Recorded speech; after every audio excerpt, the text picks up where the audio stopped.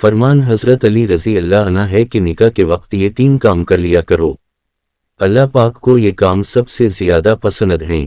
حضرت علی کی خدمت میں ایک شخص آ کر کہنے لگا، یا علی وہ کون سا نکاح ہے جو اللہ کے نزدیک سب سے زیادہ محترم ہے؟ بس جیسے ہی یہ پوچھا گیا تو امام علی نے فرمایا، اے بندہ خدا، جس نکاح میں یہ 3 چیزیں واضح ہوا تو وہ نکاح اللہ کے نزدیک سب سے زیادہ محترم رہتا ہے۔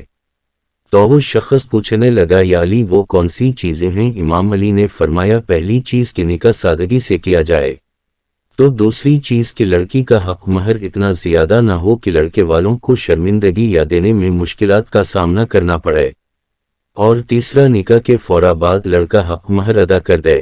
یاد رکھنا، اللہ ایسے معاشرے کو پسند کرتا ہے جس میں نکاح کرنا آسان ہو، کیونکہ جب نکاح آسان ہوگا تو زنا کے دروازے بند ہو جائیں گے۔ لیکن افسوس یہ ہے کہ اس زمین پر عنقریب ایسا زمانہ آئے گا جب زنا آسان اور نکاح مشکل ہو جائے گا۔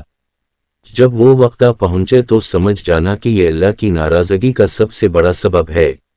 نکاح نبی صلی اللہ علیہ وسلم کی بہت ہی اہم سنت ہے۔ ازدواجی تعلقات کے بارے میں قرآن کریم میں کئی آیات موجود ہیں جو ہمیں اس کی اہمیت سے آگاہ کرتی ہیں اور جس کو نبی کریم صلی اللہ علیہ وسلم نے ایمان سے جوڑ دیا ہے۔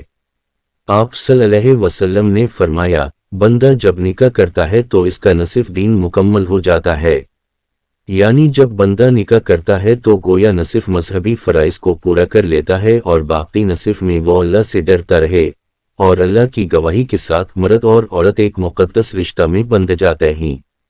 اللہ ہم سب کا حامی و ناصر ہو، آمین۔